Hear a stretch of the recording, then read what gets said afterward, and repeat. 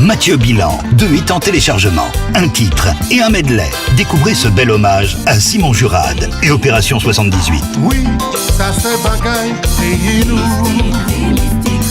Oui, nous tous là, nous connaissons ça. Découvrez aussi ce medley des Selecta de la Martinique. Goûtez ça, maman.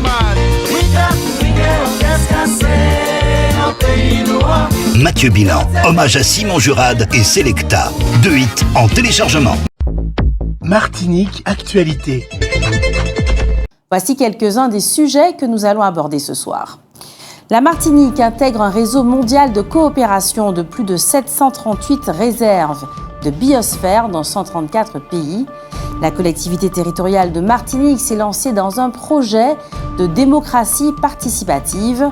Le nombre de nouveaux cas de coronavirus a baissé entre le 5 et le 11 septembre, après une légère augmentation la semaine précédente.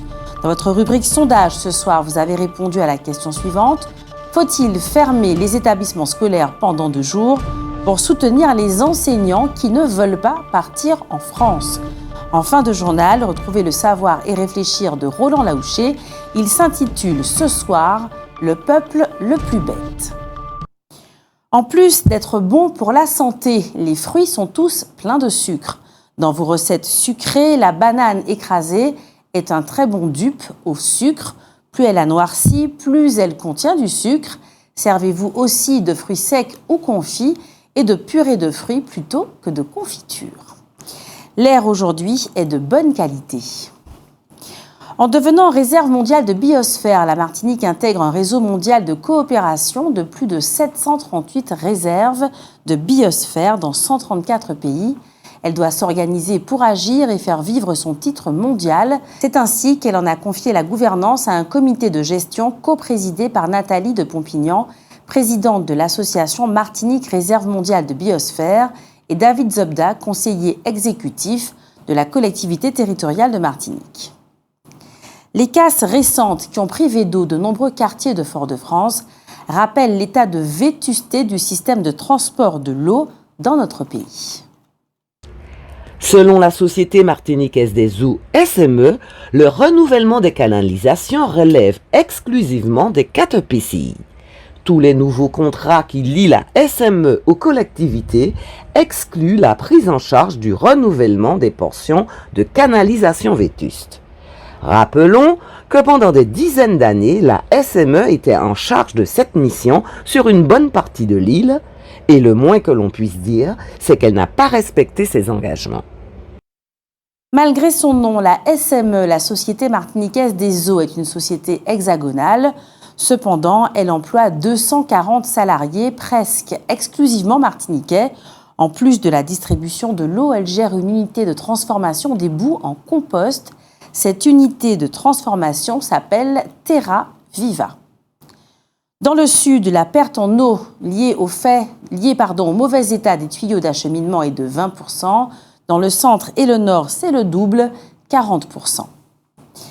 L'appel de Fort-de-France des régions ultra-périphériques est aujourd'hui repris à l'unanimité par les exécutifs territoriaux dans une tribune, confirmant que les difficultés exprimées par les signataires de cet appel s'inscrivent dans un contexte global. Voilà ce qu'en dit Serge Letchimy. Dans cette tribune, les 22 présidents d'exécutifs régionaux français, parmi lesquels Carole Delga, Laurent Wauquiez, Xavier Bertrand ou Valérie Pécresse demandent une vraie grande réforme de la décentralisation afin de promouvoir les libertés locales et de repositionner le rôle de l'État qui doit se concentrer sur les sujets régaliens. Que soit engagée sans tarder une vraie grande réforme de la décentralisation, pas une énième loi qui ajuste les textes à la marge. Nous devons faire en sorte que les citoyens retrouvent voix au chapitre et que pour cela, les élus locaux disposent d'une responsabilité claire et exclusive et des moyens de la mettre en œuvre. L'État doit se concentrer sur les sujets régaliens, C'est une question d'efficacité, c'est surtout un enjeu démocratique pour que les Français n'aillent pas se réfugier dans l'illusion du populisme. Cette réforme doit consacrer le principe de différenciation et donc instaurer un véritable pouvoir réglementaire local. Elle doit reconnaître la spécificité et l'histoire de nos territoires insulaires ou ultramarins, dans le cadre intangible de la République, une et indivisible. Elle doit permettre l'autonomie, favoriser l'émancipation, promouvoir les libertés locales. Le président Letchimy remercie également les chefs d'État de la Caraïbe qui ont manifesté publiquement leur soutien à l'initiative de l'exécutif martiniquais. Dans le procès en appel de Franck Jean-Philippe qui se déroule actuellement, l'accusé qui a tué John Durival le 3 décembre 2017 à Châteaubeuf affirme qu'il n'avait pas prémédité son geste. L'avocate générale a requis contre lui 25 ans de réclusion criminelle. Entre manque d'eau à cause du carême, à cause du très mauvais entretien du réseau de distribution ou à cause des casses, nous avons incontestablement un problème d'eau en Martinique. Un décret qui vient d'être signé va peut-être nous aider. En effet, la loi dite Le Cornu du 27 décembre 2019 a instauré, à l'article 118, stipule que, à la demande de la commune ou du groupement de communes compétent pour contribuer à la préservation de la ressource en eau, l'autorité administrative de l'État peut instituer un droit de préemption des surfaces agricoles sur un territoire délimité en tout ou partie dans l'aire d'alimentation de captage utilisée pour l'alimentation en eau destinée à la consommation humaine. Ce droit de préemption a pour objectif de préserver la qualité de la ressource en eau dans laquelle est effectué le prélèvement. Il restait à prendre un décret prévu par la loi pour déterminer les conditions d'application de cette disposition. C'est désormais chose faite. La conférence de presse de lancement du pôle territorial de démocratie participative et de l'appel à candidature rejoint le Conseil des jeunes citoyens a eu lieu le 12 septembre dernier à l'hôtel de la collectivité territoriale de Martinique. Serge Letchimy, le président du conseil exécutif de la collectivité territoriale de Martinique, et Nicaise Monrose, le conseiller exécutif en charge notamment de la participation citoyenne, ont donc organisé la conférence de presse de lancement du pôle territorial de démocratie participative et de l'appel à candidature rejoint le Conseil des jeunes citoyens. C'était le lundi 12 septembre dernier.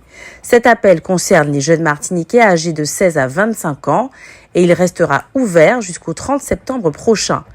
Il a pour objectif, comme son nom l'indique, de récolter les candidatures des jeunes motivés, prêts à intégrer le Conseil des jeunes citoyens de Martinique. Il s'agira ainsi pour eux de contribuer à installer une plus grande proximité entre les centres de décision politique et la jeunesse.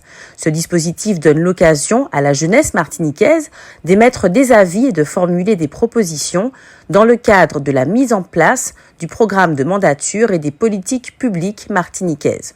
Le Conseil des jeunes citoyens de Martinique est parrainé par Mégane Buzz et Lionel Nido, engagés tous deux dans la promotion de la jeunesse et le développement de leur territoire, la Martinique.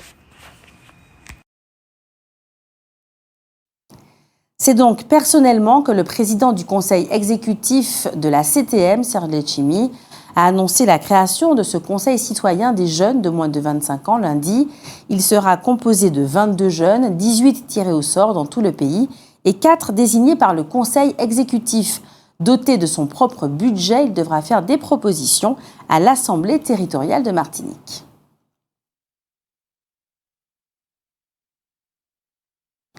La collectivité territoriale de Martinique s'est donc lancée dans un projet de démocratie participative.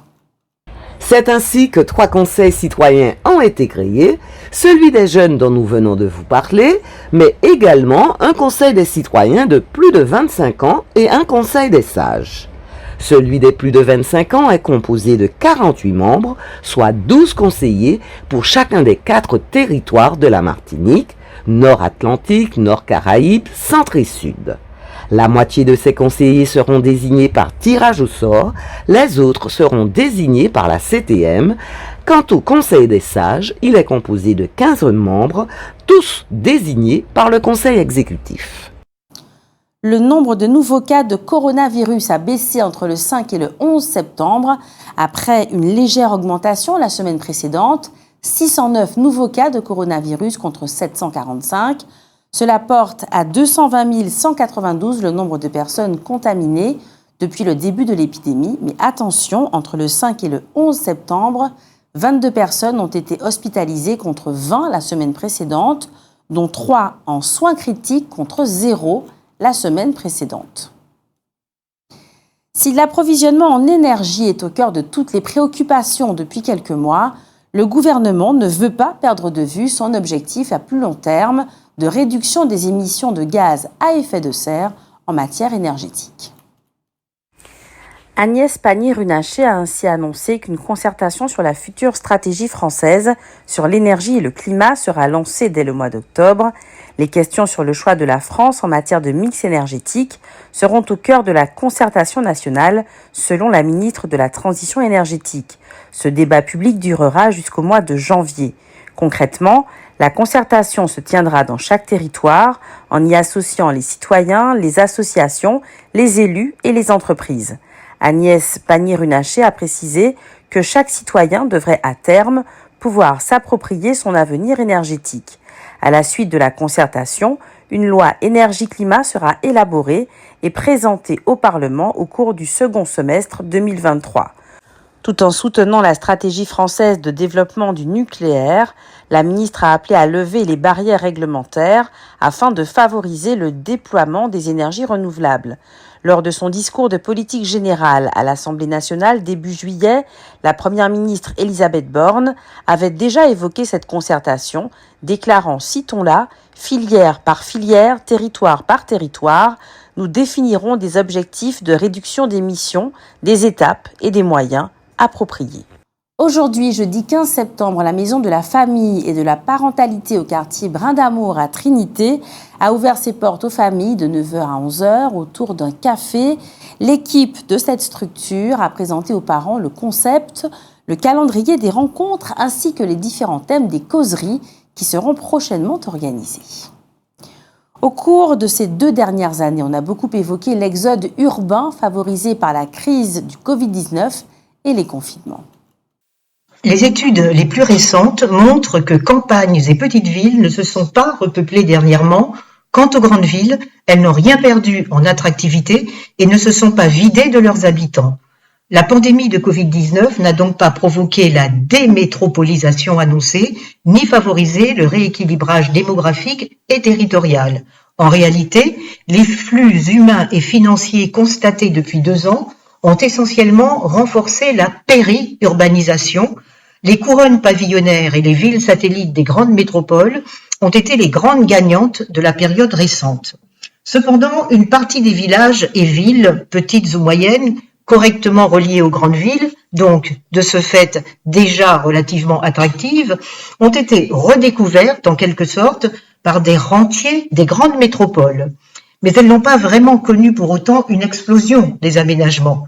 S'il est vrai que des maisons mises depuis longtemps sur le marché ont enfin été vendues, elles ne sont pas occupées toute l'année. Il ne s'agit donc pas d'un signe d'exode urbain. De fait, certains citadins financent l'achat d'une résidence secondaire dans laquelle ils pourront télétravailler en sortant leur logement du marché résidentiel classique et en les louant comme des meublés touristiques, rendant plus aiguë encore la crise du logement. En Polynésie, pour favoriser les cadres locaux, il est question de la suppression de l'indemnité d'éloignement des fonctionnaires d'État. Cela pourrait limiter la venue dans ce territoire des fonctionnaires hexagonaux. Il nous faut bien entendu être attentifs à cette problématique qui nous concerne également. L'AFD, l'Agence française de développement de Fort-de-France et la ville de Sainte-Anne ont signé lundi 12 septembre dernier plusieurs conventions de crédit d'un montant total de 3 millions d'euros. Cet argent va servir à préfinancer les subventions accordées aux opérations de création d'un espace d'aménagement touristique et de réhabilitation du marché aux légumes. Voilà ce qu'en dit l'AFD. Située à l'extrémité sud de l'île, la ville de Sainte-Anne constitue l'un des plus hauts lieux de l'attractivité touristique en Martinique. Elle entend donc capitaliser sur cette tendance pour développer son offre de services, notamment à travers la création d'un espace d'aménagement touristique, EAT, et la rénovation de certains lieux à vocation touristique. Les 2 premiers financements concernent l'EAT et correspondent à la réhabilitation du centre nautique et à l'extension du camping actuel, 5,6 millions d'euros. En effet, la ville souhaite agrandir son camping municipal en construisant 20 bungalows équipés, accessibles aux personnes à mobilité réduite et alimentés par des panneaux photovoltaïques. Elle espère ainsi obtenir la classification 3 étoiles et le label résidence hôtelière de plein air.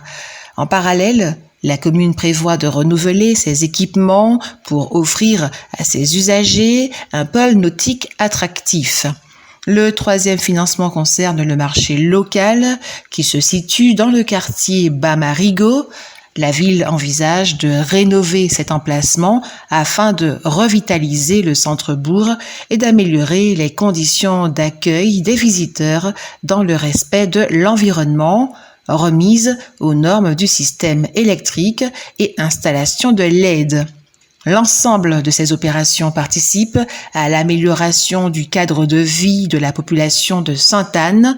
L'AFD accompagne donc la ville pour soutenir la relance économique, favoriser le bien-être des habitants et encourager les projets de développement durable.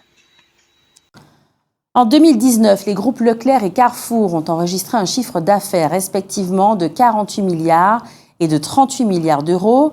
Pour comparaison, le budget du ministère de l'Éducation nationale est de 52 milliards d'euros et celui des armées de 37 milliards et demi. Si on ajoute à cela les 528 000 personnes qu'elle emploie, on le voit, la grande distribution bénéficie d'une force de frappe sans égale sur le plan économique. Retrouvez votre rubrique sondage. Ce soir, vous avez répondu à la question suivante. Faut-il fermer les établissements scolaires pendant 2 jours pour soutenir les enseignants qui ne veulent pas partir en France? Sondage.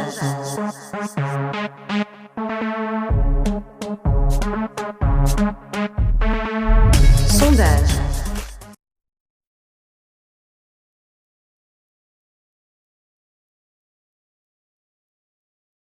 Non, c'est pas une bonne idée. Parce que déjà, je ne sais pas comment ça se passe quand les gens signent des contrats. J'ai entendu parler dans les journaux, je ne sais pas. Parce que moi, je prends l'avis de mon fils qui est fonctionnaire de police. Eh bien, ça fait 10 ans qu'il est policier et il est muté en métropole, ça fait 4 ans.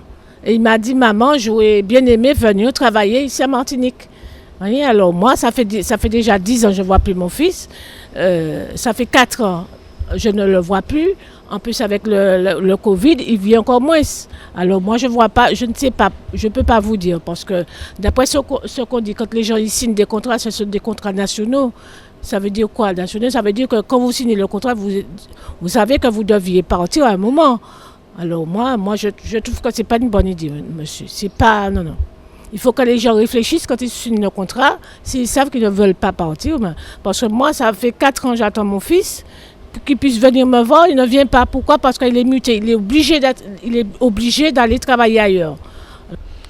Eh bien, moi, je suis tout à fait d'accord. Il n'est pas question que les enseignants soient en mesure d'enseigner ici pour qu'on les fasse partir en métropole. Parce que ça casse les foyers. Il faut voir qu'il y a des gens qui ont déjà un foyer bien constitué et qui sont obligés de laisser leur foyer pour partir en métropole. C'est très, très difficile à vivre. Bonjour monsieur, quel est votre avis sur cette question-là? Eh bien, sur cette question, je pense que les enfants, les jeunes, les lycéens n'ont pas le droit de payer pour les problèmes des adultes. Et c'est un problème qui concerne les enseignants et puis les autorités compétentes, c'est-à-dire le rectorat, le ministère et tout ça. Maintenant, j'estime que, comme j'ai entendu dire une fois, que quand on passe un concours national, on passe un concours national, le concours national c'est la France, nous sommes la France, soi-disant. Nous sommes la France, donc pourquoi ne pas passer un concours national et enseigner en Martinique qui fait partie de la France? Bon, maintenant ils ont leur raison, nous avons les nôtres, nous subissons.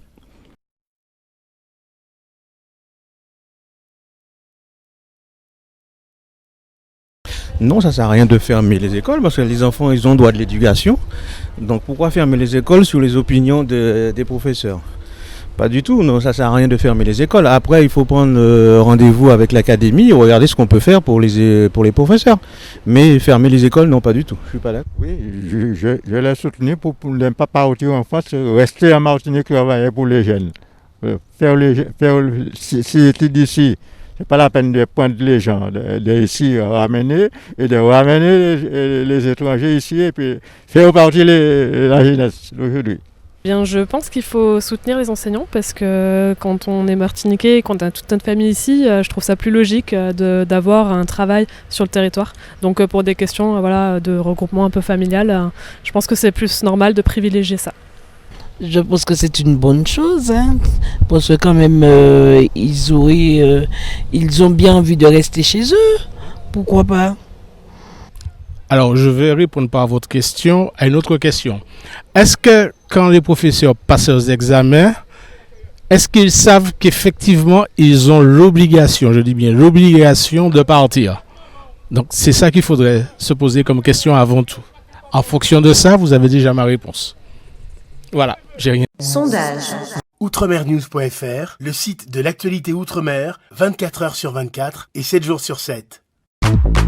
Retrouvez la chaîne Outremer News sur YouTube.